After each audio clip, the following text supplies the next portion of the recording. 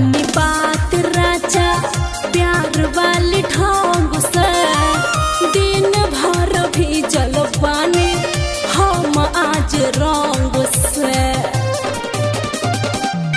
नहीं हो खप ज्यादा हावी आव पाजामा में तभी, नहीं तो न को बुझाई नहीं सुनी है तो हर भाभी। तब काहे कहेला तू हमरा से मांगे पाना, तब काहे कहेला तू हमरा से मांगे पाना।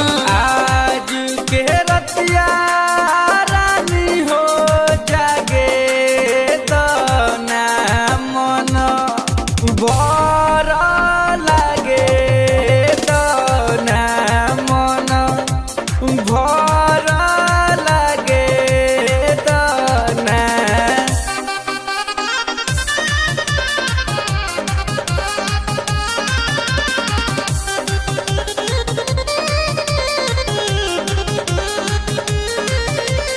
म्यूजिक बाय बीपीएस प्रेमी। अब तो उठावना है कवनो सवाल हो, अब की के होली यार रही सालो साल हो। सुना काजल तुई बात नहीं छोड़ब कहियो साथ, जब लगी अब होली खेलब चल के हाथवे में हाथ। सोनू नवनीत गोल